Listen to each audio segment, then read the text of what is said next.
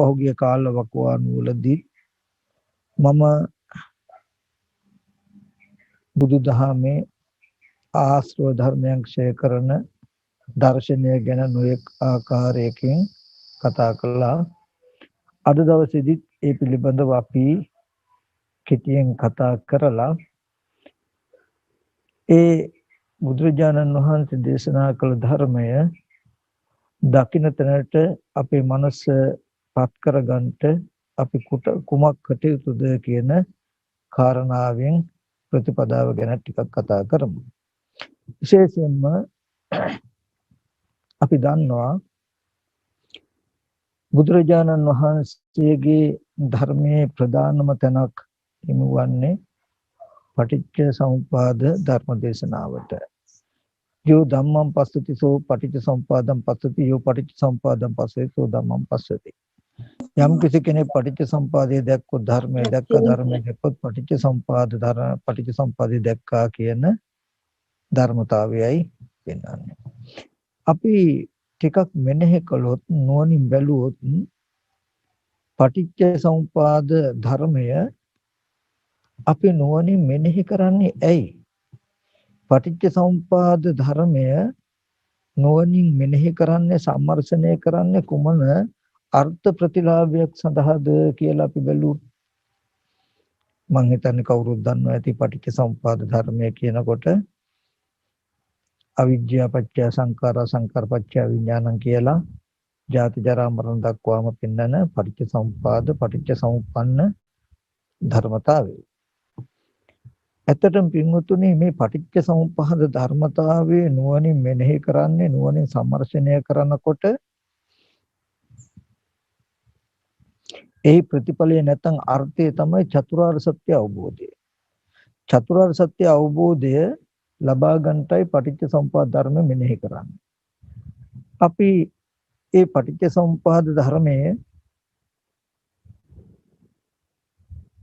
නුවණින් ටිකක් පෙළදහම මෙනෙහි කළා බලමු. ඒක කාල තුනකට සංධි හතරකට කොටස් තුනකට පෙන්වලා තියෙන ආකාරයට එතන අවිද්‍යා කර්ම කියන ටික පෙර හේතු විඥාන නාම රූප සලආයතන පස්ස වේදනා කියන ධර්මතා ටික විපාක ස්කන්ධ ටික ඊට පස්සේ තණ්හා උපාදාන භව කියන කෙලස් ටික වර්තමාන හේතු ජාති ජරා මරණ අනාගත ඵලයි කියන විදිහට තමයි අපි මේ පටිච්ච සමුප්පාද ධර්මතාවය ඉගෙනගෙන තියෙන්නේ දැනගෙන තියෙන්නේ. මෙතන හේතුඵල ධමයක් ඒ ටික සම්මර්ෂණය කරනකොට අපිට ලැබෙන අර්ථය තමයි චතුරාර්ය සත්‍ය අවබෝධය. අපි මේ පටිච්ච සමුප්පාද පෙළ ධම්ම තේරෙන විදිහකට තව පැත්තකින් පස්සේ කතා කරමු. එතනදී පෙර අවිද්‍යා කර්ම කියන කර්ම කෙලස් ධර්මතා දෙක හේතු ඒ නිසා ප්‍රතිසන්දි විඥානයත් නාම රූප ආදී භාවයෙන් මිශ්‍ර වෙලා ආයතන ටික හැදිලා ස්පර්ශයෙන් වේදනාව ඇති වෙනවා කියලා පෙනෙන ඇහෙන ධර්මතාවයෙන් ඇති වෙනවා කියන ධර්මතා ටික තමයි විපාක. ඊට පස්සේ ඔන්න ඒ විපාක ස්කන්ධ ටිකේ ඉන්න නැත්නම් විපාක ස්කන්ධ ටික තියෙන තැනට පෙන්නනවා මතු තණ්හාව ඇති වුණොත් රූප, ශබ්ද, ගන්ධ, රස, පොට්ටබ්බ ධම්ම කියන රූප තණ්හා, ශබ්ද තණ්හා, ගන්ධ තණ්හා කියන තණ්හාව ඇති වුණොත් උපාදානිය ඇති වෙලා භවය ඇති වෙලා මතු ජරා මරණ ශෝක පරිදේ දුක් දුම්නස් ඇති වෙනවා කියලා පෙන්නනවා. ඊට පස්සේ මේ විපාක ස්කන්ධ ටික තියෙන තැනට පෙන්නනවා එතන ඉඳලා අපිට තණ්හාව නැති කරන්න පුළුවන් නම් කොමන තණ්හාවද? රූප තණ්හා, ශබ්ද තණ්හා, ගන්ධ තණ්හා, රස තණ්හා, පොට්ටබ්බ තණ්හා, ධම්ම තණ්හා නැති කරන්න පුළුවන් නම් උපාදානේ නැහැ, භවය නැහැ. එහෙම වුණොත් ජරා මරණ දුක නැති වෙනවා කියලා පෙන්නනවා.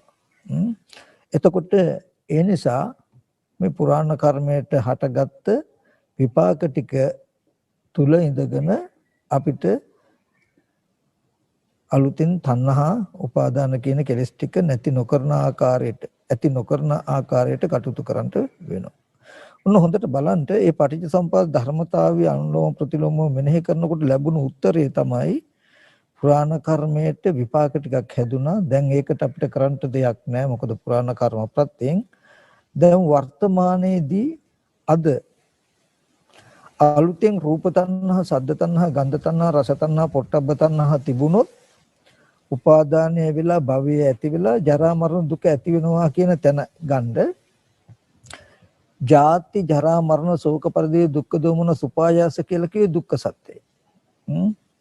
එතකොට ඒ දුක ඇති කරන වැඩපිළිවෙලේ දුක ඇති කරන ධර්මතාවයේ කෙලෙස් වලින් මුල් වෙන්නේ තණ්හාව. මොකද රූප තණ්හා, සද්ද තණ්හා, ගන්ධ තණ්හා තිබුණොත් උපාදානය ඇති වෙනවා. උපාදානය ඇති වුණොත් භවය ඇති වෙනවා. භවය තිබුණොත් ඉපදීම ජරා මරණ ඇති වෙනවාමයි. එතකොට අන්න උත්තරයක් ලැබෙනවා. ඒ දුකට හේතුව මොකද්ද? තණ්හාව කියලා කියනවා. දුකට හේතුව තණ්හාව කියන්නේ නිකන් නෙමෙයි. තණ්හාව තිබුණොත් උපාදානය වෙනවමයි. උපාදානය වුණොත් භවය ඇති වෙනවමයි. භවය ඇති වුණොත් ජාති ජරා මරණ හිස් නැහැ කියන ධර්මතාවය වෙනවමයි කියන පරයයක් තියෙනවා.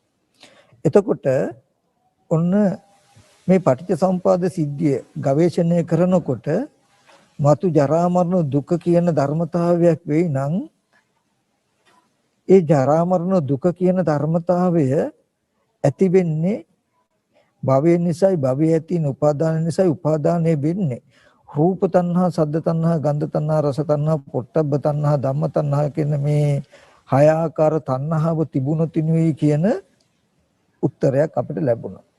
ඔන්න ඒ පටිච්චසමුපාදේ ගවේෂණය කරන නිසා තමයි අපි දුකයි දුකට හේතුව තණ්හාවයි කියලා කියන්නේ ඔය පටිච්චසමුපාද ධර්මයේ එන උත්තරේ බලාගෙනයි. ඊට පස්සේ ඒ දුක්ඛ නිරෝධයට මග නැත්තම් ක්‍රමයේ පෙන්වනවා. මොකද්ද? ඒ තණ්හාව ඉතුරුනකොට නැතිකොළොත් රූප තණ්හා, සද්ද තණ්හා, ගන්ධ තණ්හා, රස තණ්හා, පොට්ටබ්බ තණ්හා, ධම්ම තණ්හා කියන මේ හය ආකාර තණ්හාව අපිට නැති කරන්න පුළුවන් වුණොත් සියලු ආකාරයෙන්ම කාම උපාදාන, ditthi උපාදාන, අත්තවාද උපාදාන, සීලබ්බත උපාදාන කියන මේ උපාදානන්ට ඉඩ නැහැ. උපාදානේ නැති වුණොත් භවයට ඉඩ නැහැ. කාම භව, රූප භව, අරූප භව, කම්ම භව, උප්පත්ති භව කියන මේ එකකටවත් ඉඩ නැහැ. උපාදානය නැති වුණොත් භවය නැහැ. එහෙම වුණොත් ජාතිය නැහැ. මතු ජරා මරණ ශෝක පරිදේ දුක් දුම්නස් කිසිවක් ඉතුරු වෙන්නේ නැහැ කියන උත්තරයක් හම්බුණා. එතකොට ඔන්න පටිච්චසමුපාදයේ ගවේෂණය කිරීමෙන් දුකයි දුක ඇතිවීමයි දුක නැතිවීමයි කියන උත්තරය ලැබුණා. එතකොට ඒ ටික ලැබුණේ කුමකටද? මේ විපාක කියන තැනක හිටියොත් විපාක කියන තැනක ඉන්න පුළුවන් නම් තණ්හාව ඇති වෙන්නේ නැහැ. මතු ජරා මරණ දුක එන්නේ නැහැ කියන සිද්ධියක් තමයි පෙවුනේ.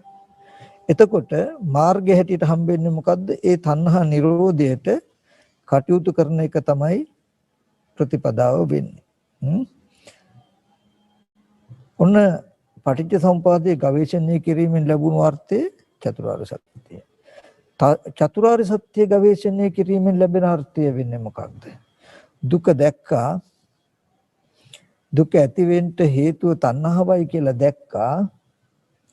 තණ්හාව නැති වුණොත් දුක නැති වෙනවා, නැති කරන්න පුළුවන් කියලා දැක්කා. එහෙනම්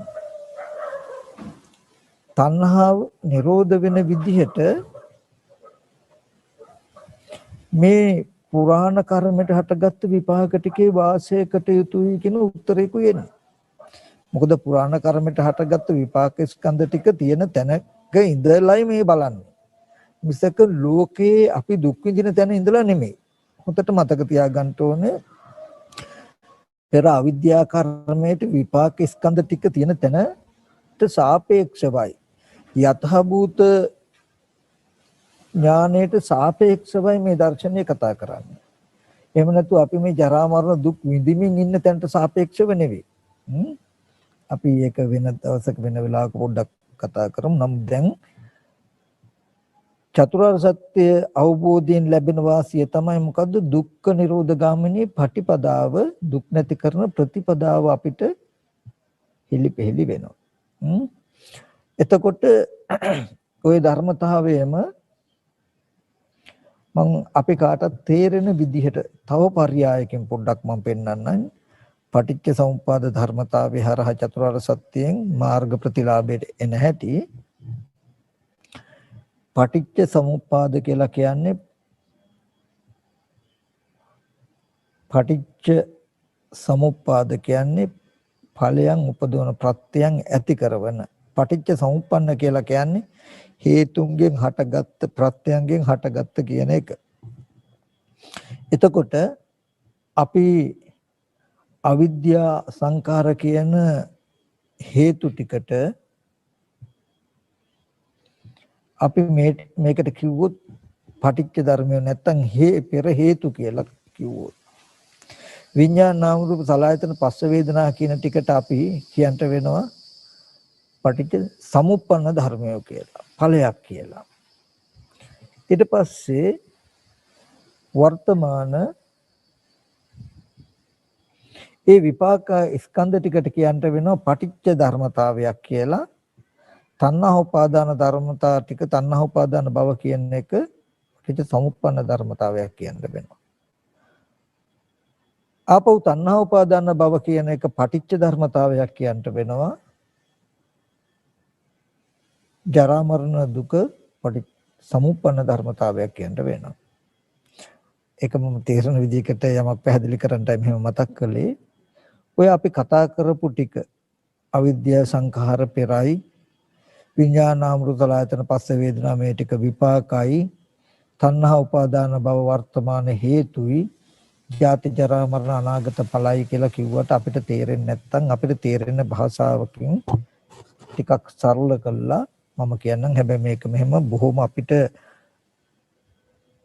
රළු මට්ටමේ අවබෝධය සඳහා මේක කියන්නේ. නමුත් ඇතුළට මේක ගොඩාක් දර්ශනීය සංකීර්ණව ඒ කියන්නේ ගොඩක් ගැඹුරු ස්වභාවයෙන් යුක්තයි. අපි කියමු පෙර අවිද්‍යා කර්ම කියන කෙලෙස් ටික හේතුව විඥාන නාම රූප සලආයතන පස්ස වේදනා කියන විපාකයි කියලා කියනකොට ආධ්‍යාත්මික ආයතන ටික ඇහැ කන දිව නාසය ශරීරය මනස කියන ආධ්‍යාත්මික ආයතන ටික සවිඥානික බවින් පහළ වීම හට ගැනීම පෙර කර්මයට විපාක හැටියට ඇහැ කන දිව නාසය ශරීරය මනස කියන ආයතන ටික හටගත් එක දකින්න. ඊට පස්සේ ඔන්න පෙර අවිද්‍යා සංකාර හේතුයි ආධ්‍යාත්මික ආයතන ටික ඵලයක්. හේතු ඵල සංදිය. ඊට පස්සේ ඇහැ කන දිව නාසය ශරීරයේ මනස කියන ආයතන ටික අරගෙන ඉපදුණු අපිට බාහිර රූප ශබ්ද ගන්ධ රස පොට්ටබ්බ පැත්තේ ලෝකයක් අරගෙන ආවේ නැහැ. ඒ පැත්තේ නෑදෑයවත් ගෙවල් දුරවල් යාන වාහන ඉඩ කඩන්වත් කිසිම දැනුමක්වත් අවබෝධයක්වත් අපිට තිබුණේ නැහැ. එහෙම සංයෝජනයක් මුකුත් නැතුව පුරාණ කර්මයට විපාක විදිහට මේ ආධ්‍යාත්මික ආයතන ටික විතර කරගෙන ආවා අපි.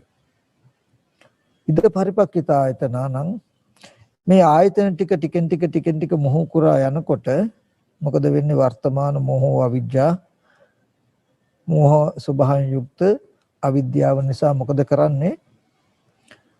ඔන්න ඵල හේතු සංදියක් හදා ගන්නවා.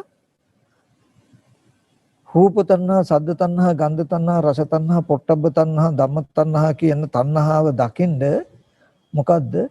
රූප, ශබ්ද, ගන්ධ, රස, පොට්ටබ්බ ධම්ම කියන බාහිර ආයතනයක් අපිට හැදේ. අම්මා තාත්තා දුව පුතා ගෙවල් දොරවල් රන් රෙදි මුතුමැණික් යාන වාහන ඉඩකඩම් තියෙන සියල්ල සතුටු වෙන්න පුළුවන් ලෝකයක් ඇති බවට සියල්ල සතුටු වෙන්න පුළුවන් නිමිති ඇතිකමට ලෝකයක් අපිට හැදෙයි බාහිර ආයතන ටික මුල් කරගෙන. අන්න ඒකට කියනවා ඵල හේතු සංදි කියලා.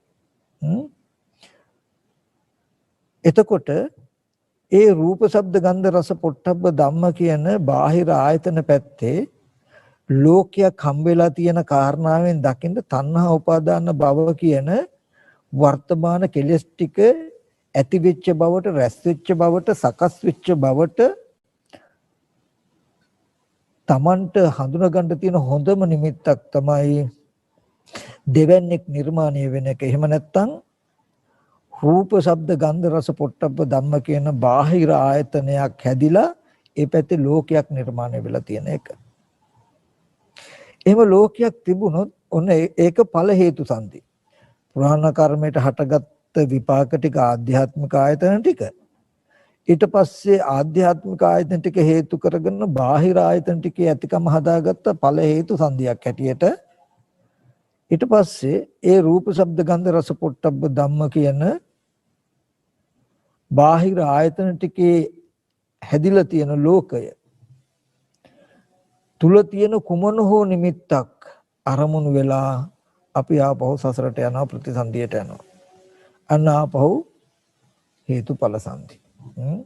පෙර අවිද්‍යා කර්මයේ හේතුයි ආධ්‍යාත්මික ආයතන ඵලයක් ආධ්‍යාත්මික ආයතන ටික හේතුයි බාහිර ආයතන ටික ඵලයක් මේ ඵලයක් බාහිර ආයතන ටික හේතුයි අනාගතය නැවත මේ වගේම කයක් සවිඥානික වෙනවා කියන තැනකින් ඇති වෙනවා ඵලයක්.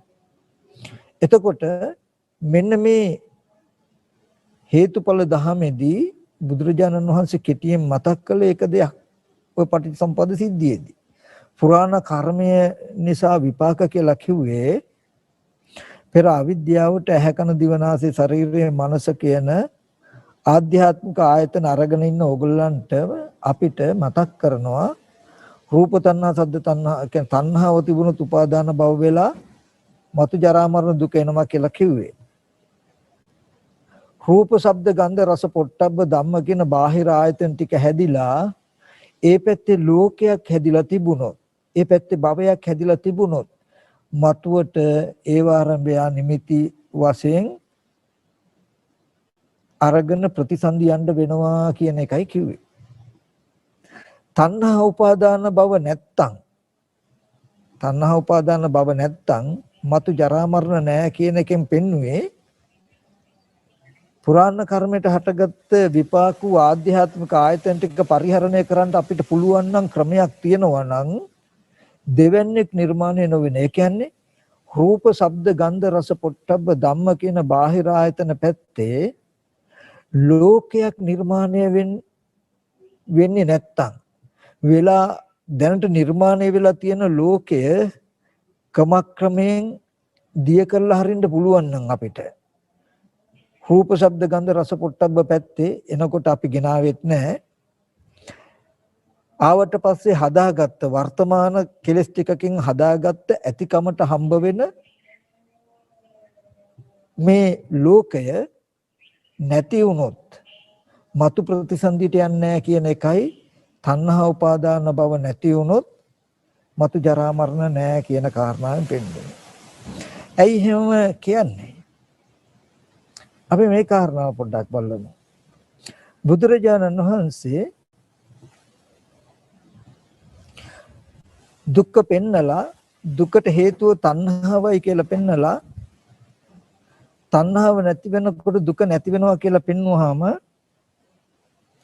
ඊට පස්සේ මේ ආර්ය අෂ්ටාංග මාර්ගය නැත්නම් සම්මා දිට්ඨිය දුක් නැති කරන ප්‍රතිපදාවයි කියලා දුක් නැති කරන්ට වෙනම තැනකින් අපිට ප්‍රතිපදාව පෙන්වනවා. තණ්හාව නැති කළොත් දුක නැති වෙනවා. හැබැයි හොඳට බලන්න මම මුලින් මාතෘකාව වශයෙන් තිබුත් ඒ කාරණා විලක්ක කළා. ඒ තණ්හාවගේ නැතිකම බුදුරජාණන් වහන්සේ අවබෝධ කරගත්තේ කොහොමද කියන එක පෙන්නනවා. විසංඛාර ගතං චිත්තං තණ්හානං khයමජ්ජග. විසංඛාර ස්වභාවයට ගිය සිතට තණ්හාව ක්ෂය වෙනවා කියන ධර්මතාවය බුදුරජාණන් වහන්සේ අවබෝධ කළේ. එතකොට බුදුරජාණන් වහන්සේ තණ්හාවගේ ක්ෂය බව අවබෝධ කරගත්ත කොහොමද තණ්හාව ක්ෂය වෙන්නේ? විසංකාර ස්වභාවයට ගිය සිතට. විසංකාර ස්වභාවයට ගිය සිතට. එතකොට ආන්ගේ කාරණාව අපි හොඳට බලමු. අවිද්‍යාපච්ච සංඛාර. අවිද්‍යාවෙන් අපිට හම්බ වෙන සංස්කාර නිමිති තමයි මොකක්ද? දකින අහන රූප ඇතිකමට ඉතුරු කරනවා. දකින හැම රූපයක්ම ඇතිකමට ඉතුරු කරනවා. අහන හැම ශබ්දයක්ම ඇතිකමට ඉතුරු කරනවා. නාසයට, දිවට, ශරීරයට, මනසට හම්බ වෙන හැම අරමුණක්ම බාහිර හොඳට බලන්න හැබැයි බාහිර. ඒ හැම අරමුණක්ම ඇතිකමට ඉතුරු වෙනවා. ඒ ඉතුරු වෙන දේවල් වලට තමයි සංස්කාර නිමිති කියලා කියන්නේ, සංඛාර කියලා කියන්නේ. ඔන්න ඔය නිමිති තියෙන තාක් තණ්හාව කියන එක නැති වෙන්නේ නැහැ. නැති කරන්න පුළුවන් කමක් නැහැ. විසංකාරගතං චිත්තං. අපේ හිත විසංකාර ස්වභාවයට ගියොත් ඔය සංස්කාරය දකිනහන දේවල් එකතු වෙන්නේ නැත්තම්, රැස් වෙන්නේ නැත්තම්, අන්නේ එකතු වෙන්නේ රැස් වෙන්නේ නැති වුනොත් අන්න එදාට තණ්හාව ක්ෂය වෙනවා. තණ්හාවට ආහාර නැහැ කියන කාරණාවයි පෙන්වන්නේ. ඒ නිසායි රූප තණ්හා, සද්ද තණ්හා, ගන්ධ තණ්හා, රස තණ්හා, පොට්ටබ්බ තණ්හා තිබුණොත් ජරා මරණ ඇති වෙනවා කියලා පෙන්වුවේ. රූප තණ්හා, සද්ද තණ්හා කියලා කියන්නේ අපිට කැමැත්තෙන් පරිභෝජනය කරන්න පුළුවන්, ඇසුරු කරන්න පුළුවන් බාහිර රූප, ශබ්ද තියෙනවා කියන පැවැත්මටයි. එතකොට එහෙම පැවැත්මක් තිබුණොත් මතු ප්‍රතිසන්දිය හිස් වෙන්නේ නැහැ, ජරා මරණ හිස් වෙන්නේ නැහැ. මොකද ඒ ඇතිකමට හම්බෙන නිමිත්ත සිහි කළා අපි දැන් හොයාගෙන යනවා වගේම සසරටත් යනවා. එතකොට මේ රූප තණ්හා, සද්ද තණ්හා, ගන්ධ තණ්හා කියන තණ්හාව තිබුණොත් ජරා මරණ දුක ඇති වෙනවා කියන කාරණාවෙන් හඳුන ගන්නට කියලා මම මතක් කළා. ලක්ෂණය මොකද්ද ඒ කිව්වේ? රූප, ශබ්ද, ගන්ධ, රස, පොට්ටබ්බ පැත්තේ ලෝකයක් තිබුණොත් සසරට යනවා කියන කාරණාවයි. එතකොට ඒ රූප, ශබ්ද, ගන්ධ, රස පැත්තේ ලෝකය කියන එක අපිට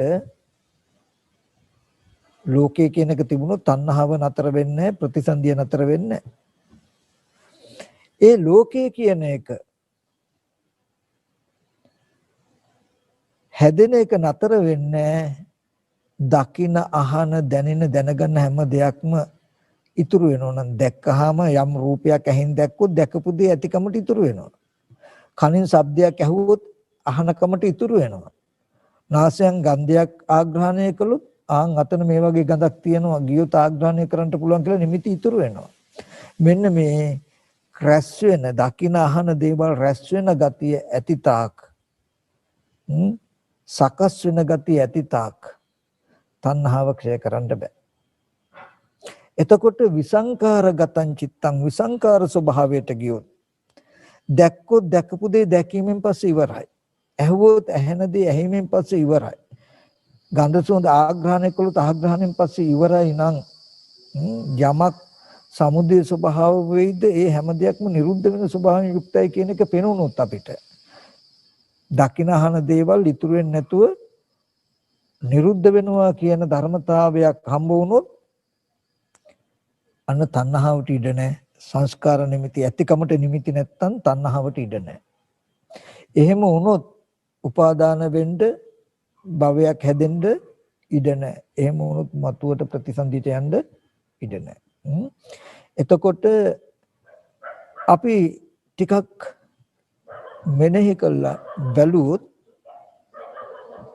රහතන් වහන්සේ නමකගේ මනස දිහා බලන්න විසංකාරගතං චිත්තං තණ්හානං khයමච්ච විසංකාරගත ස්වභාවයට ගිය සිටේ තණ්හාව නොරැඳෙන බව අපි කොතනකට හරි ගිහිල්ලා කොහාට හරි ගිහිල්ලා ඇහෙන් රූපයක් දැක්කොත් 10 පොලකට ගියොත් 100 පොලකට ගියොත්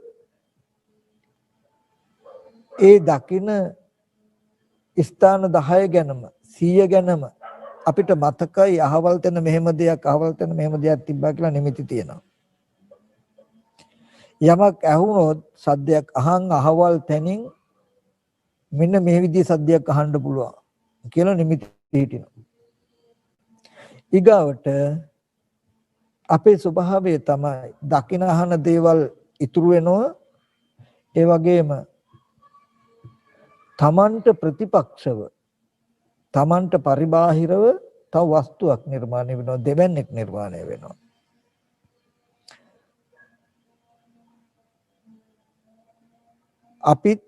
අපිට ඇහැට පෙනෙන සවිඥානික අවිඥානික තව වස්තුවකුත් හම්බ වෙනවා.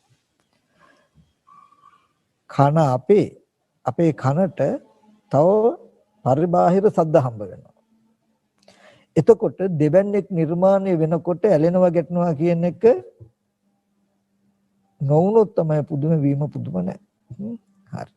අපි ඔය අපේ ස්වභාවයෙන් අපි කතා කළේ ඔය දැන් කොහොමද තණ්හාව ඇති වෙන්න හේතු වෙන විදිහට සංස්කාර සකස් වෙන අපේ මනස ගැනයි අපි කතා කළේ. මේ වගේ මානසික මට්ටමක් පවත්වන අපිටයි රූප තණ්හා, සද්ද තණ්හා, ගන්ධ තණ්හා ඇති වෙන්නේ. එහෙම වුණොත් උනේ උපාදාන භවය ඇතුළේ ජරා මරණ ඇති වෙන්නේ. හරි.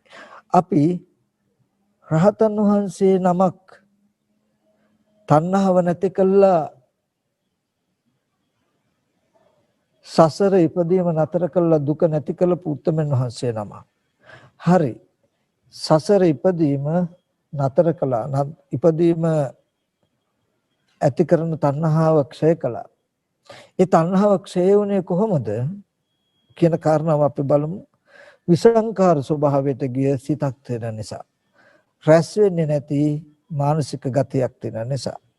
හොඳට බලන්න අපි වගේම 10 පොලකට හෝ 100 පොලකට ගිහිල්ලා එහෙන් රූප දැක්කොත් පින්වතුන් හිතනවාද දකින අහන දේවල් අපිට වගේම ඇතිකමට ඒ මනසෙත් නිමිති ඉතුරු වෙයි කියලා? ඉතුරු වෙන්නේ නැහැ. අඩි සටහන් අඩි සලකුණු ඉතුරු වෙන්නේ නැහැ. දැක්කහම දැකීමෙන් පස්සේ දැකපු දේවල් ඉතුරු නැතුවම නිරුද්ධ වෙනවා මිසක ඇතිකමට ඉතුරු වෙන්නේ නැහැ. ඊගාවට දකිනකොට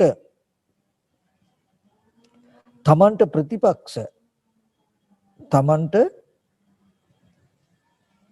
ප්‍රතිපක්ෂ රූප ශබ්ද කියන අරමුණක් හම්බ වෙන්නේ. දෙවන්නේක් නිර්මාණය වෙන්නේ. තමන්ටම පෙනෙනකම දැනගන්නකමත් විතරයි හම්බ වෙන්නේ. මේක ටිකක් ගැඹුරු ධර්මතාවයක්. දෙවන්නේක් නිර්මාණය වෙන්නේ නැහැ. දිට්ඨි සුත මුත විඤ්ඤාත කියන දැකීම ඇහිම කියන ධර්මතාවයක් තියෙනවා. ඒ දැකීම තමන්ගෙමයි ඇහිම තමන්ගෙම කියලා කියන්නේ විපාකයට පුරාණ කර්මයට හටගත්ත විපාකයක ඵලයක් තමයි පෙනෙනකම ඇහෙනකම. ඒ පෙනෙන්න තියෙන හේතු ටික නිරුද්ධ වෙනවා, ඇහෙන්න තියෙන හේතු ටික නිරුද්ධ වෙනකොට පෙනෙන ඇහෙන දේ නිරුද්ධ වෙනවා කියන තැනකින් පෙනෙනවා, තමන්ට පෙනෙනවා, පෙනෙන දේ එක ගනුදෙනු කරනවා. ඒ හේතු ටික නිරුද්ධ වෙනකොට පෙනෙන දේත් නිරුද්ධයි. එතකොට පෙනෙන දේ ආරම්භය ගනුදෙනු කරපු මානසික මට්ටමත් අවසන්. පෙනෙන දේ ඉතුරු වෙන්නේ. පුරාණ කර්මයට විපාකයක් ඇටියට Tamanට ඇහෙනකම හම්බ වෙනවා. ඇහෙන දේ ආරම්භය හිතින් කින් කරනවා. ඇහෙන දේ Taman තුලම හේතු ටික නිරුද්ධ වෙනකොට නිරුද්ධ වෙනවා. ඒ හින්දා ඒ ආරම්භය හිතින් කින් නිරුද්ධයි. ප්‍රතිපක්ෂව ඉතුරු වෙන්න දෙයක් හම්බ වෙන්නේ. අන්න දෙවන්නේක් නිර්මාණය වෙන්නේ නැතුව පුරාණ කර්මයට විපාක හැටියට දිට්ඨි සුත මුත විඤ්ඤාත දැකීම ඇහිම් දැනීම දැනගැනීම කියන ධර්මතාවයක් හම්බ වෙනවා. ඒකද ඉතුරු නැතුව නැති වෙනවා කියන මානසික මට්ටමක් තියෙන නිසා උන්වහන්සේට තණ්හාව ඇති වෙන්න තියෙන භූමියම නැහැ. තණ්හාව කියන එකට ඉඩ නැහැ. ඒ විසංකාර ස්වභාවය නිසා කර්ම නිමිති රැස් නොවන ස්වභාවය නිසා උන්වහන්සේට රූප තණ්හා, සද්ද තණ්හා, ගන්ධ තණ්හා කියන තණ්හා විතර වෙන්නේ. ඒ හින්දා මතු ජරා මරණ දුක නැති වෙලා. එතකොට මෙතින්ද මට මතක් කරන්න පුළුවන් උනේ කරන්න ඕනේ උනේ ඒ රහතන් වහන්සේ නමකගේ ගතිය හොඳට බලන්න. යමක් දැක්කොත් දැකපු දේ දැකීමෙන් පස්සේ ඉතුරු වෙන්නේ නැහැ. නමුත් අපි යමක් දැක්කොත් දැකීමෙන් පස්සේ ඉතුරු වෙනවා. ගෞරව රහතන් වහන්සේ නමක් යමක් දකිනකොට පෙර අවිද්‍යා කර්මයට හටගත් විපාක වූ ධර්මතාවයක් තමන්ගේම විපාක වූ ධර්මතාවයක් පේනවා කියන එක. තමන්ගේම පෙනෙනකම හේතු ටික නිසා හටගන්නවා හේතු නැතිනොට පෙනෙනකම නැති වෙනවා. නමුත් අපිට විතර විපාකයට හම්බෙච්ච අපේ ඇහැට බාහිර නිමිති හම්බ වෙනවා. අපිට විපාකයට හම්බෙච්ච දෙයක් විතරක් පෙනෙනකමක් විතර නෙමෙයි පෙනෙනකමට හසු වෙන දේකුත් හම්බ වෙනවා. ඒ විපාකයට පෙනෙන දර්ශනේ නිරුද්ධ වුණාට විපාක මට්ටමට හසු වෙච්ච දේවල් අපිට ඉතුරු වෙනවා. හොඳට හිතුවොත් මොකක්ද තාක්ෂණය කියලා? ධර්මයක් හරි.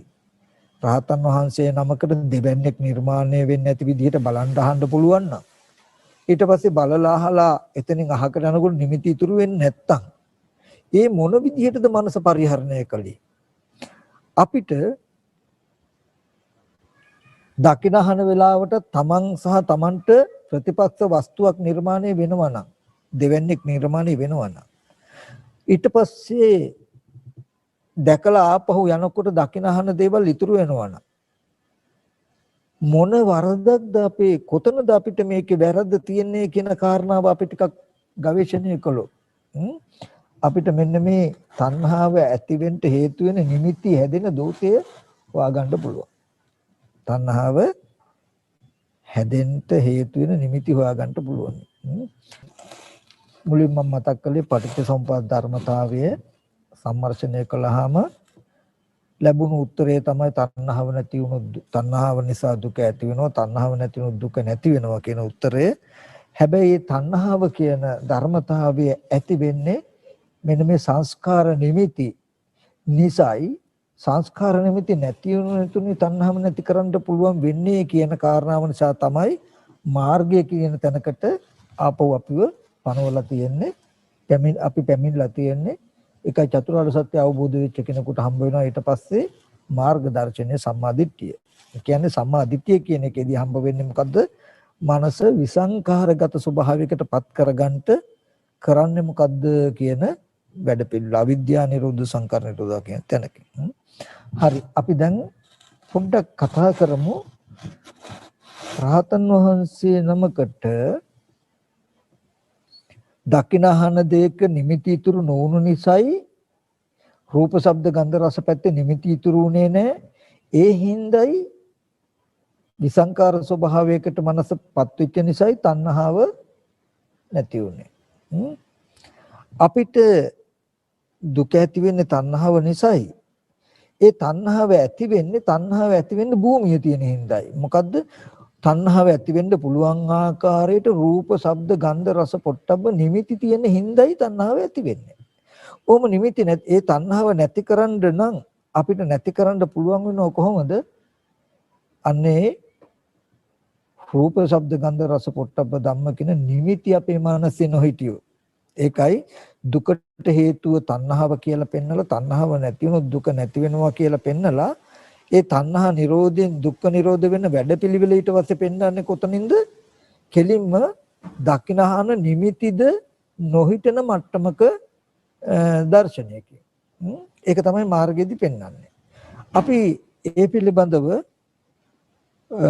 පොඩි කාරණාවක් අපි කතා කරමු පොඩ්ඩක්.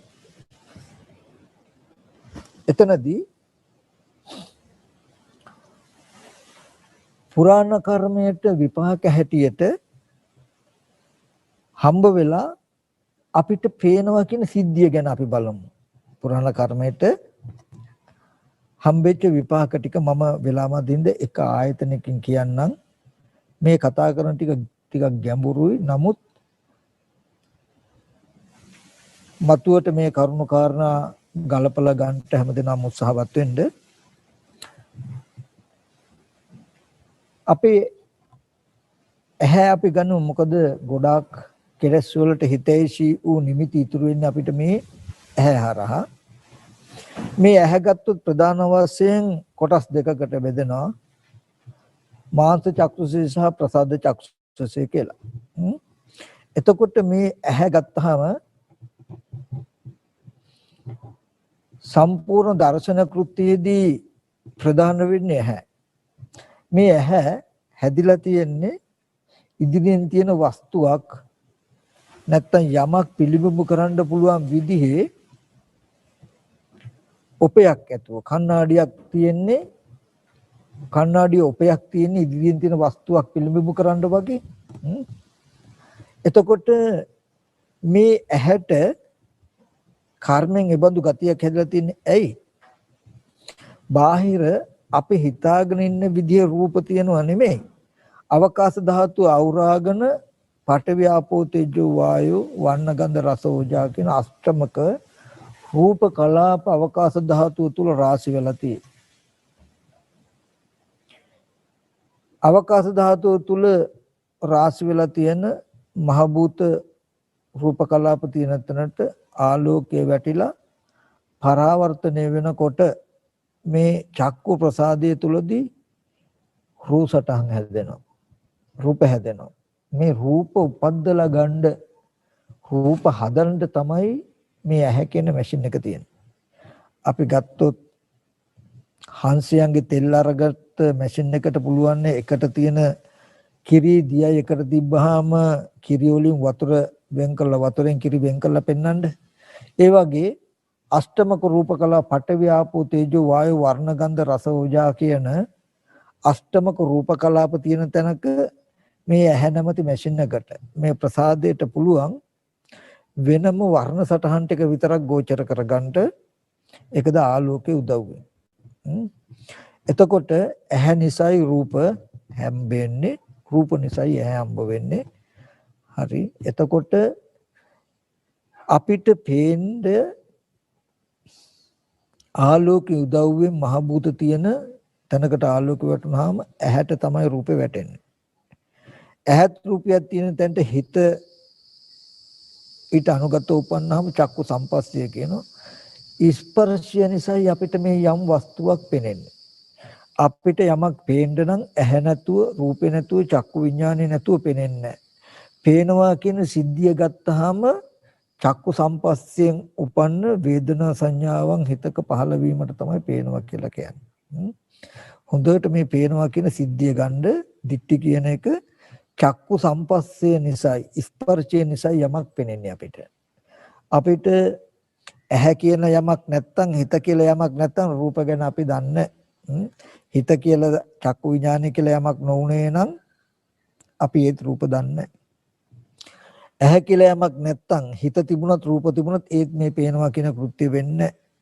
එතකොට ඇහැ තිබුණත් හිත තිබුණත් රූප කියලා යමක් හම්බුනේ නැත්තම් ඒත් පේන්නේ.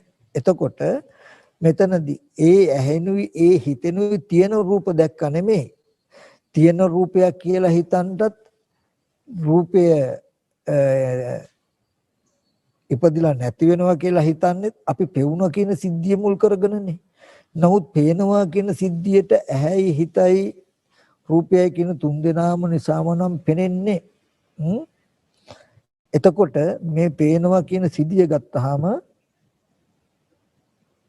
බාහිර රූපෙට විතරක්වත් ඇහැට විතරක්වත් හිතට විතරක්වත් දාන්න පුළුවන් කමක් නෙමෙයි. එතකොට මෙතන ධර්මතා දෙකක් තියෙනවා. මෙන්න මේ කාරණා දෙක හොඳට තේරුම් ගන්න. රූපයක් තියෙනවා, රූපේ පෙනෙන කමක් තියෙනවා. පෙනෙන කම කියන්නේ එක රූපේ දකින්නවා කියන එක චක්කු විඥාන සිතේ කෘත්‍යයක්.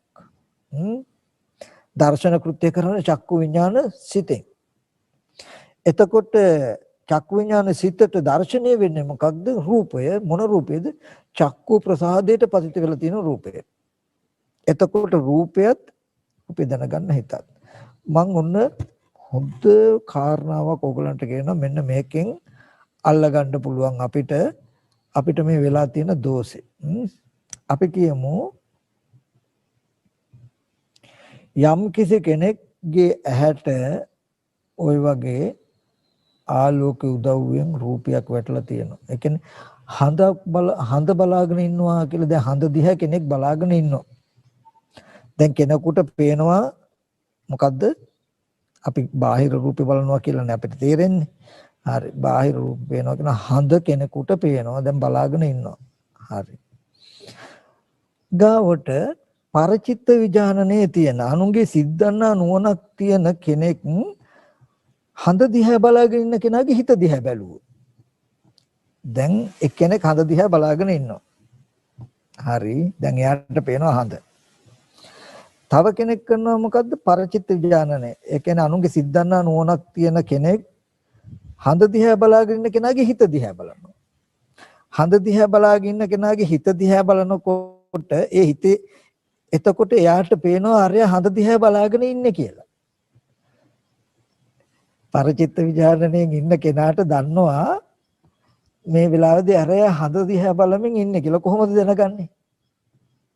මොකද හඳ දකින්නවා කියලා ඒ ස්පර්ශය නිසා දර්ශන කෘත්‍ය කියන්නේ මේ වෙලාවේදී එයාගේ සිතේ අපි හඳ කියලා විවහාර කරන විදිහේ සංඥාවකුයි ඊට අනුරූප වූ මානසිකාර්යකුයි දෙක තමයි වේදනා සංඥා කියන චෛතසික ටිකක් තමයි මෙයාගේ හිතේ තියෙන්නේ. එතකොට පරචිත්ත විඥානනයේ තියෙන කෙනා හිත අරමුණු කළාම අහුවෙන්නේ මොකද්ද? අර රූපේ ආරම්භය ස්පර්ශයෙන් පහළ වෙලා තියෙන චිත්තචෛතසික ටික තමයි මෙයාගේ හිතට හසු වෙන්නේ. හොඳට බලන්න පරචිත්ත විඥානනයේ තියෙන කෙනාට අහුවෙන්නේ අරයාගේ හිතේ තියෙන වේදනා සංඥා චේතනා කියන ඒ කියන්නේ දකින්නවා කියන කෘත්‍ය කරන චෛතසික ටික තමයි හම්බ වෙන්නේ.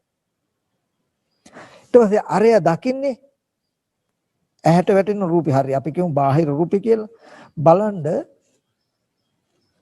පරචිත්ත විඥානනයේ තියෙන කෙනාට හඳ ගැන දැනුමක් ආව නමුත් හඳ කියන එකේ නිමිති චුට්ටක්වත් ඉතුරු වෙනවද? ඉතුරු වෙන්නේ නේ. බාහිර නිමිත්තක් නැතුව බාහිර නිමිත්තක ගතිය මේ හිතේ දිලා තියෙනවා. මේ හිතේ තියෙන ගතිය පරචිත්ත විඥානනයේ දන්නා වූ කෙනාගේ හිතට හසු වෙලා තියෙනවා. බලන්න පරචිත්ත විඥානනය කියන නෝන තියෙන කෙනාට හසු වෙලා තියෙන තව හිතක තියෙන ගතියක් නේ. හරි. එයාගේ හිතට හසු වෙලා තියෙනවා කියලා අපි කියමු බාහිර තියෙන නිමිති. හරි. ඕක තමයි උපමාව. උපමාව තමයි උපමෙය්‍ය තමයි චක්කු විඥාන සිත කියන්ට චක්කු විඥාන සිතට බාහිර තියෙන රූප නිමිත්තක් පේනවා. දැන් බාහිර නිමිත්ත හඳ වගේ කියන්නේ චක්කු විඥාන සිතට රූප නිමිත්තක් පේනවා. මනෝ විඥාන සිතෙන් අපි දැනගන්නේ බාහිර තියෙන හඳ නෙමෙයි, බාහිර තියෙන වස්තුව නෙමෙයි. චක්කු විඥාන සිතේ අර දර්ශනය කරපු චක්කු විඥාන සිතේ තියෙන gati ටිකයි මනෝ විඥාණයට හසු වෙන්නේ. අපි පේන දේ දැනගන්නවා කියලා කියන්නේ.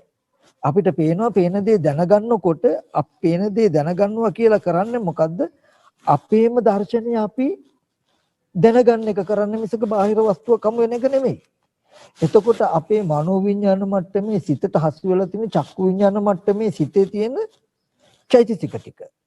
චක්කු විඥාන මට්ටමේ සිතට සිතේ චෛතසික ටික ඇති වෙන්න නම් ඇහත් බාහිර රූපයක ආලම්බනයත් හිතත් කියන ස්පර්ශ නිසා චක්කු විඥාන සිතේ දර්ශන කෘත්‍යයක් වුණා. ඔන්න දැන් හඳ දකිමින් ඉන්න කෙනා වගේ චක්කු විඥාන සිත. ඊට පස්සේ පරචිත්ත විඥානනේ තියෙන කෙනාට හඳ දකිමින් ඉන්න කෙනා හසු වෙනවා වගේ මනෝ විඥාන මට්ටමේ සිතට චක්කු විඥාන මට්ටමේ සිතේ තියෙන ධර්මතා ටික හසු වුණොත් අපිට කවදාවත්ම බාහිර වස්තුව දැනගන්න මට්ටමට හම්බ වෙනවද? නැහැ.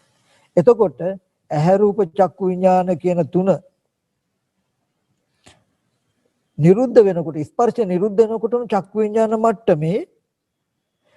විඥාන මට්ටමේ පෙනෙනවා කියන හඳ පේනවා කියන සිද්ධිය අතහැරෙනකොටම මනෝ විඥාණයට හම්බ වෙන්නේ අර වේදනා සංඥාවේ නිරෝධ ස්පර්ශ නිරෝධය. ඔන්න ඔය කාරණාව ඔහොම වෙද්දී අපි කරන දේ මොකද්ද කියන එක දන්නවද? අපි කරන්නේ චක්කු විඥාන මට්ටමින් බාහිර වස්තුව නිසා දකින බව ඇති වෙනවා. මනෝ විඥාණයෙන් අපි මොකද කරන්නේ? බාහිර වස්තුවම කෙලින්ම දැනගත්තා වගේ තැනකින් තීරණය කරන්නේ. ඒ හින්දායි අපිට මේ නිමිති ඉතුරු වෙන්නේ. උදාහරණේ අපි උපමාවටම ගියොත් කෙනෙක් හඳ බලමින් ඉන්නවා. පරචිත්ත විඥානයේ තියෙන කෙනා අනිත් කෙනාගේ හිත බලලා හඳ දැකපු නිමිත්ත ගන්නවා. එයා කෙලින්ම හිතුවොත් කෙලින්ම හඳමයි දැක්කේ බාහිර තියෙන නිමිත්තමයි දැක්කේ කියලා. එතකොට හිත හසු වෙනවද? පරචිත්ත විඥානයක් වෙන්නේ නැහැ. හිත දන්නවා කියන එකක් වෙන්නේ නැහැනේ. හිත දැකලා වේදනා සංඥාවන් අනුන්ගේ හිත දැකලා එයා හඳ දිහා බලාගෙන ඉන්නවා කියන දැනුම ඇති කරගත්ත කෙනයි බාහිර වස්තුව හඳ දිහා බලලා හිතේ දැනුම ඇති කරගත්ත කෙනා දැකීම ඇති කරගෙන පහල කරගෙන ඉන්න කෙනයි ධර්මතා දෙකයි. ඒ වගේ යම් වස්තුවක් මුලින්ම දකිනවා කියන දර්ශන කෘත්‍ය කරනවා චක්කු විඥාන සෝත විඥාන ගහන විඥාන කියන තැනකින්. ඊට පස්සේ ඒ දකින අහන දේ මනෝ විඥාණයෙන් දැනගන්නේ. කිසිම වෙලාවක බාහිර වස්තුවක් දැනගන්න ඉඩක් ඇත්තේම නැහැ. නමුත් අපිට කවදාවත්ම හම්බ වෙන්නේ අපි තුලම පෙනෙනකම හදලා පෙනෙන දේම අපි දැනගන්නව නේද? ඇහෙනකම හදලා ඇහෙන දේම දැනගන්නව නේද කියලා අපි දන්නේ. අපි පෙනෙන ඇහෙන දේවල් කෙලින්ම බාහිර තියෙන දේවල්මයි දැනගන්නේ කියන තැනකින් කෙලින්ම මනෝවිඤ්ඤාණ මට්ටම බාහිර රූප ශබ්ද ගන්ධ රස මට්ටමට යොමු කරලා දැනගන්න කම හින්දා අපිට මේ නිමිති ඇවිල්ලා තියෙන්නේ. රහතන් වහන්සේට නිමිති හම්බ වෙන්නේ නැත්te දෙවන්නේක් නිර්මාණය වෙන්නේ නැහැ කියලා කියන්නේ. චක්කු විඥාන මට්ටමින් පෙනෙන කම හදනවා. පෙනෙන දේම දැනගන්නවා නේද කියලා. එතකොට පෙනෙන දේ එක්කයි කතා බහ කරන්නේ. සෝත විඥාන මට්ටමින් ඇහෙන කම හදනවා. ඇහෙන දේම දැනගන්නවා කියන තැනකින් ඇත්ත දකිනවා. එතකොට රහතන් වහන්සේ දන්නවා පේන්න තියෙන හේතු ටික නිරුද්ධ වෙනකොට පෙනෙන දේ නිරුද්ධ වෙනවා. ඇහෙන්න තියෙන හේතු නිරුද්ධ වෙනකොට ඇහෙන්න තියෙන දේ නිරුද්ධ වෙනවා. එතකොට පෙනෙන ඇහෙන දේ ආරම්භය මොනතරම් හිතින් කිරින් කෙරුවොත් ඒක නිමිති රැඳෙන්නේ නැහැ. අපිට වෙලා තියෙන්නේ චක්කු විඥාන මට්ටමින් පෙනෙන කම හදලා මනෝ විඥාන මට්ටමින් තීරණය කරනවා බාහිර රූපේ කියලා කෙලින්ම. සෝත විඥාන මට්ටමින් ඇහෙනකම හදන්නේ ඇහෙන්නේ. ඇහෙන දේ දැනගන්නවා කියලා කරන්නේ ඒ සිතේ තියෙන නාම ධර්ම ටිකයි අරමුණු කරන්නේ. නමුත් විඥානයේ මායාකාරය තීරණය කරන්නේ කෙලින්ම බාහිර තියෙන රූප කියලා. ඔන්න ඔය දර්ශනය පුරාණ කර්මයට හටගත්ත විපාක ටිකේදී දෙවන්නේක් නිර්මාණය නොවන විදිහට තමන්ටම පෙනෙන දේම තමන් දැනගන්නවා කියන තැනකින් ඇහෙන දේම දැනගන්නවා කියන තැනකින් පෙන්වන්නට පුළුවන් නම් අපිට දකින්න පුළුවන් වුණොත් දෙවන්නේක් නිර්මාණය වෙන්නේ නැහැ. දකින අහන දේ තුල ඉතුරු නිමිති ඉතුරු වෙන්නේ නැහැ. ස්පර්ශ නිසා පෙනෙන කමක් එනවා. පෙනෙන දෙයට හිතින් කියින් කරනවා. ස්පර්ශ නිරුද්ධ වෙනකොට පෙනෙන දේ නිරුද්ධ වෙනවා. එතකොට අපිට නිමිති ඉතුරු නොවුනොත් අන්න රූප, ශබ්ද, ගන්ධ, රස, පොට්ටබ්බ කියන තණ්හාවට ආහාර නැහැ. එතකොට බුදුරජාණන් වහන්සේ තණ්හාව නැතිකොළොත් දුක නැති වෙනවා කියලා පෙන්නලා මේ ආර්ය අෂ්ටාංග මාර්ගයේදී ඒ තණ්හා නිරෝධයට යන වැඩපිළිවෙලෙදි පෙන්වන්නේ මොකද්ද? මෙන්න මේ විසංඛාරගත ස්වභාවයට මනසපත් කරගන්න ලක්ෂණය. ඒකයි විසංඛාරගතං චිත්තං තණ්හානං khය අජ්ජක. තණ්හාවගේ ක්ෂය භව අවබෝධ කළා කොහොමද? විසංඛාරගත ස්වභාවයට ගියේ සිතෙනුයි ඒක වෙන්නේ. විසංඛාරගත ස්වභාවයට පත් වෙන්නේ කොහොමද? ඔන්න ඔය පුරාණ කර්මයට හටගත්තු විපාක තියෙන තැනකින් පෙනෙන ඇහෙනකම හදනවා. ඒ පෙනෙන ඇහෙන දේ එක්කයි අපි ගනුදෙනු කරන්නේ කියන කාරණාව පෙන්වන්න පුළුවන් නම් මෙන්න මේ අපිට බාහිර රූප ශබ්ද ගන්ධ කියලා නිමිති ඉතුරු වෙන්නේ නැහැ. ඉතින් මේක ටිකක් සාකච්ඡා කරලා කතා කරන්න ඕනේ ක්‍රම ටිකක්. නමුත් මට කාල වෙලා නැහැ. ඔය වගේ මම මේ ගැඹුරු දර්ශනීය පැත්ත ගොඩක් වෙලාවට මම කතා කරලා තියෙනවා. ගොඩක් දෙනෙකුට තේරෙනවා. නමුත් මට අද විශේෂයෙන් ප්‍රධානව අවශ්‍ය වුණා තව කාරණාවක් පොඩ්ඩක් මතක් කරන්නට. මේ පෙන්නපු දර්ශනය ඇත්තටම සත්‍යයක් නිවැරදි. නමුත් කොච්චර සත්‍යයක් කොච්චර නිවැරදි වුණත් නීවරණ සහගත අපේ මනසට මේ දර්ශනේ බරයි. නීවරණ සහගත අපිට මේ දර්ශනයට ලං වෙන්න අපහසුයි. ඒ හින්දා අපිට මේකට මේ කතා කරපු දර්ශනේ දකින්න දවසටයි ආශ්‍රයයන්ගෙන් කෙලෙසුන්ගෙන් මනස මිදෙන්නේ. ඒ කියන්නේ ඇත්තටම මාර්ගයේ වඩනවා කියන මට්ටමට එන්නේ අපි ඔන්න ඔය කතා කරන දර්ශනයේ දකින මට්ටමෙන් ගනුදෙනු කරන්න පුළුවන් නම් එතකොට ඒ මට්ටමට දකින්න නම් ඒ කාරණා තව පැහැදිලි කරගන්න ඕනේ. ඔය මට්ටම දකින්න නම් අපේ හිතේ ලොකු සමාධියක් තියෙන්න ඕනේ. චිත්ත සමාධියක් තියෙන්න ඕනේ. චිත්ත සමාධියක් ඇති කරගන්න, ඒ කියන්නේ නීවරණ ධර්ම අඩු වෙලා සමාධියක් ඇති කරගන්න ඕනේ. ඉතින් සමාධිය ඇති කරගන්න එක ගැන පොඩි කාරණාවක් මම අවස්ථානුකූලව වුණත් පොඩ්ඩක් අරගෙන මතක් කරන්නම්. ඇත්තටම මට මේ ළඟදී පොඩි කාරණාවක් මතක් වුණා. ගොඩාක් පින්වතුනුත් හිත එකඟ කරන්න, හිත සමාධි කරන්න ගොඩාක් මහන්සි ගන්නවා ඇති, වෙහෙසෙනවා ඇති. නමුත් මහන්සි ගත්තත් වෙහෙසුණත් හිත සමාධි කරනවා කියන එක හරි අපහසුයි කියලා තේරෙන්න පුළුවන්. එතකොට පැය කාලක් පැය භාගයක් හරි භාවනා කරනකොට ඒක හිත බාහිරයටම අදිනවා, භාවනා කරන්නට අමාරු ගතියක් තේරෙනවා වෙන්න පුළුවන්. ඇත්තටම ඒක අද මේ තියෙන වටපිටාවත් එක්ක එහෙම නොවුනොත් තමයි පුදුමේ, එහෙම වීම පුදුමයක් නැහැ. පින්වතුනි, සමාධිය තිබුණු මේ ඇත්ත දකිනවා. සමාධිය ඇති කරගන්නවා කියන එකේ අපි කරන ක්‍රමයේ යම් අඩුපාඩුවක් වැරද්දක් තියෙනවා කියලා මට තේරෙන්නේ. ඒ කියන්නේ අපි මෙහෙම කිව්වොත් කෙටියෙන් අටුවාවක තියෙනවා ලස්සනට හැදුණු ගොයමක් තියෙනවා. මේ ගොයමට එක එළදෙනක් පැනලා ගොයම කනවා. කාලා එනවා. හැබැයි අර වගා කරපු ගොයම හදපු මිනිස්සයා මේ එළදෙනට ගහලා බැනලා තරවටු කළා මුකුත් නොකළොත් දෙවෙනි දවසේදී මේ ගොයම සිහි කළා ගුණා යනවා. එළදෙන යනවා. දෙවෙනි දවසේදීත් මෙයාට කරදරයක් නැවුත් බඩගින්නක් තියෙනවා, ගොයම මුකුත් තියෙනවා නම් කරදරයක්වත් නැත්තම් ඒකට ගිහිල්ලා කනවා කියන එක නවත්තන්න බෑමයි.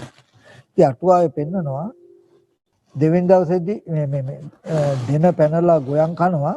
කනකොට ගොයන් හිමියා අර දෙනට හොඳටම ගැහුවොත්, ගව දෙනට හොඳටම ගැහුවොත් මොකද වෙන්නේ? ගොයන් කාලා ආපහු ආවත් ගොයම කණ්ඩ ආපහු යන්න සිහි වෙනකොට අර ගහපු එක මතක් වෙනවා. ඒත් යනවා දෙවෙනි දවසේ. දෙවෙනි දවසේ ගිහිල්ලා ගොයම කනවා. දෙවෙනි දවසේ ඊටත් වඩා මේ කුඹුරු හිමියා හොඳටම දඬුවම් කරනවා, ගහනවා මේ එළදෙනට. දෙවෙනි දවසේ ගොයමත් කාලා ගුටිත් කාලා එනවා. තුන්වෙනි දවසෙත් ගුටි කෑමත් මතක් වෙනවා, ගොයන් කෑමත් මතක් වෙනවා. ඒත් ගොයමට යනවා. කුඹුර කනකොට බෙහෙවින්ම තලනවා, තරවටු කරනවා, ගහනවා. එතකොට හතරවෙනි දවසේ පෙන්නනවා ගොයම ඛණ්ඩ හිත සිහි වෙනකොටම ඊට වඩා වේගෙන් හිතට දැනෙනවලු අර ගුටි කාපු කම.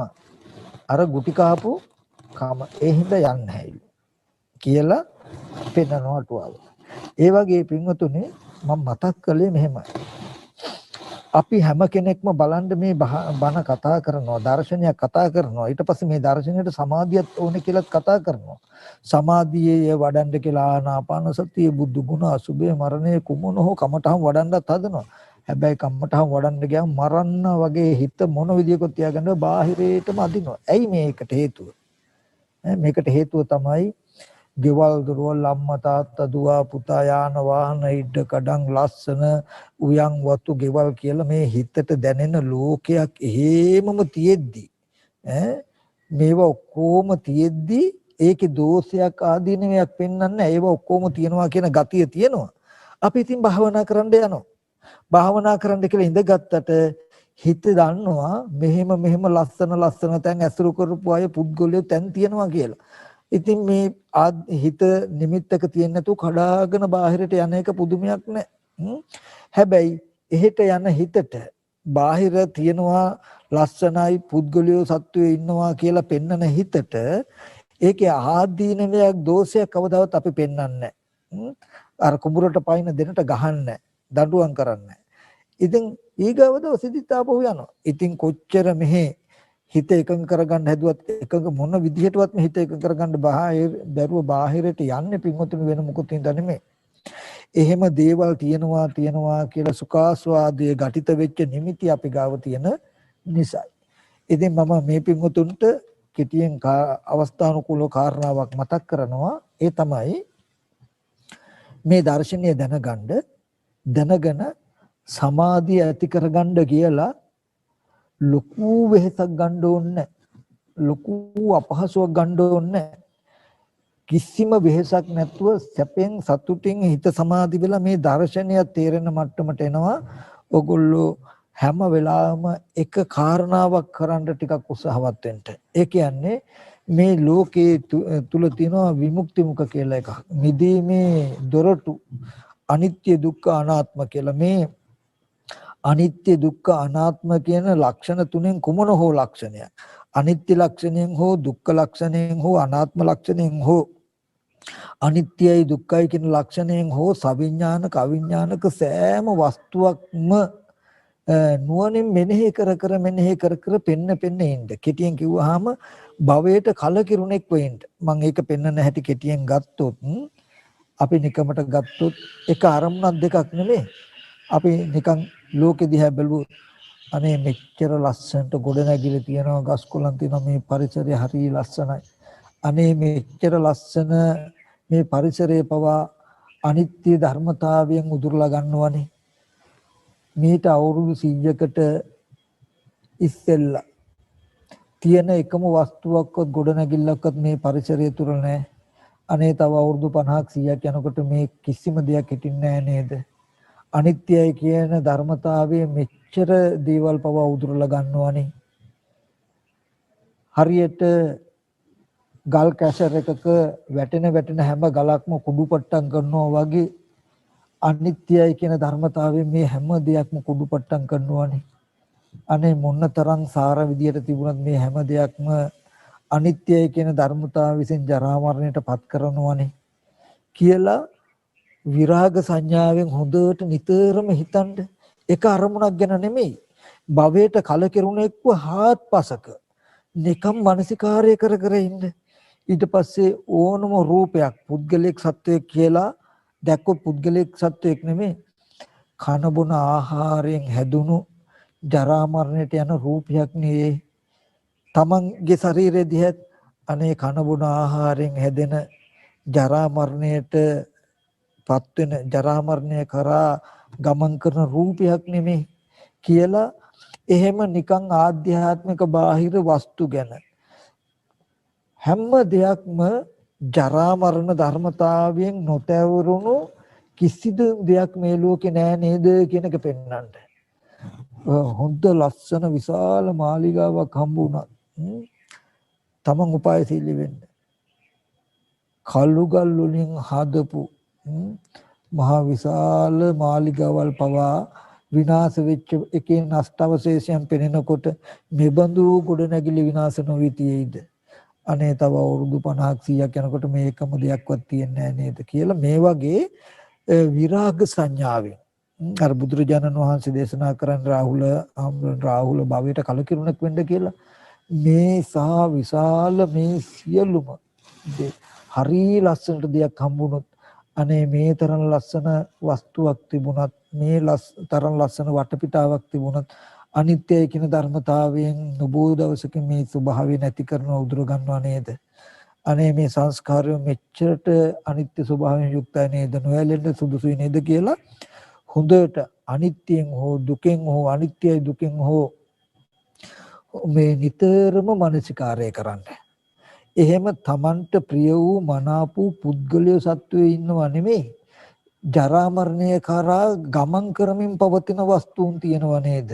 ජරා මරණයන්ගෙන් නොතවරුණු එකදු වස්තුවක්වත් නැහැ නේද?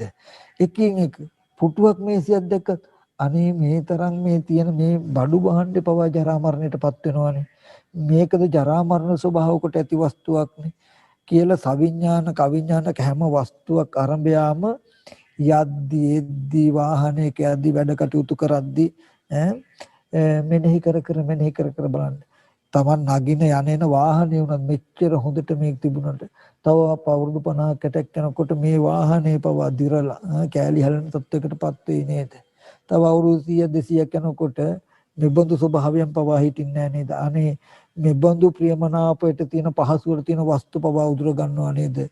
මේ අනිත්‍යයි කියන ධර්මතාවය මේ තරම්ම සෝචනීය ධර්මතාවයක් නේද කියලා අර මං කිව්වේ ගල් කැසර් එකකට වැටෙන එකම ගලක්වත් කුඩු නොකර පවතින ඔක්කොම කුඩු කරනවා වගේ අනිත්‍ය නැමැති ධර්මතාවයට හසු වෙලා මේ සියලු දෙයක් විනාශ වෙනවා.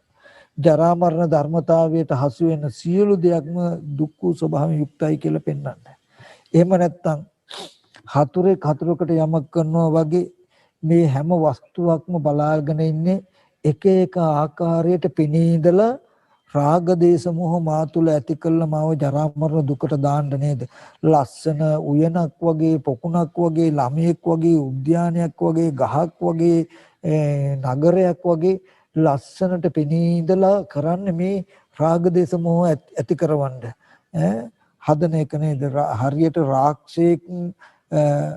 රාක්ෂ වේශය අතහැරලා මිනිසුන්ව මරාගෙන කණ්ඩ හදනවා වගේ තමන්ගේ සැබෑ වේශය අතහැරලා රාග දේශ මොහ මගේ సంతානිය ඇති කරන්න පුළුවන් වෙන විදිහට එක එක නිමිති විදිහට පෙනී ඉඳලා රාග දේශ මොහ ඇති කළ ජරා මරණ සංකේත සසරට දාන්න බලාගෙන ඉන්න වස්තු නේද මේ හැම දෙයක්ම තියෙන්නේ කියලා සියලුම වස්තු සතුරු අර්ථයෙන් වදක අර්ථයෙන් බලන්න.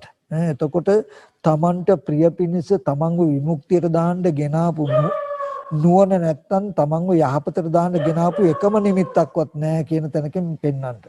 ඒ වගේ මේ ගස් කොළන් වටපිටාව තමන්ව යාන වාහන ඉඩකඩම් රන් රිදී කියලා කියන්නේ මම දැන් රත්තරන් මම මෙච්චර වටිනවා මේක ගන්නින් කියලා හිත බඳවලා අපායට දාන්න ආපු මාරෙක් නේද?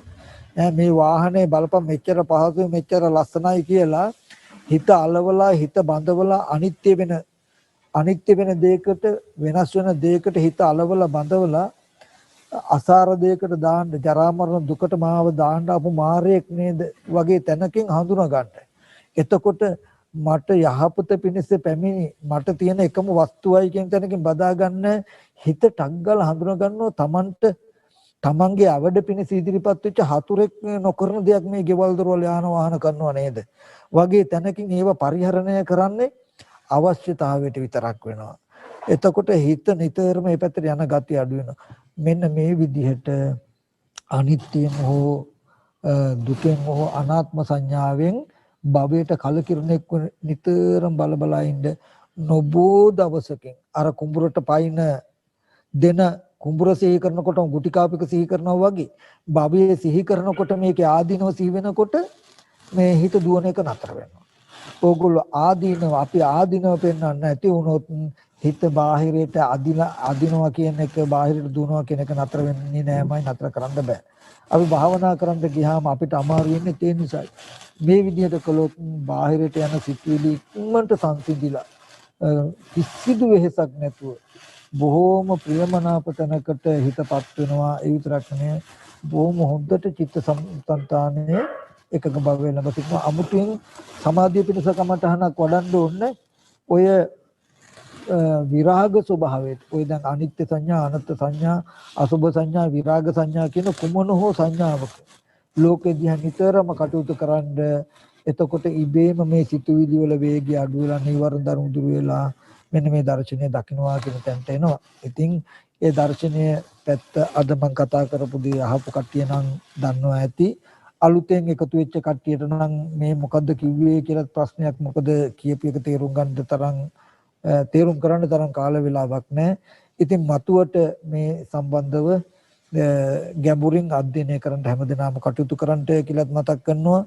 මේ කෙටියෙන් කරපු දේශනාව නුවණින් මෙනෙහි කරලා බලලා තම තමන්ගේ ඒ නිවීම තම තමන්ගේ නිදීම හැමදෙනාම හදාගන්න උත්සාහවත් වෙන්න කියලා මතක් කරනවා. ඒ සඳහා හැමදෙනාට මේ දේශනාව හේතු උපනිශ්‍රය වේවා කියලා ආශිර්වාද කරනවා.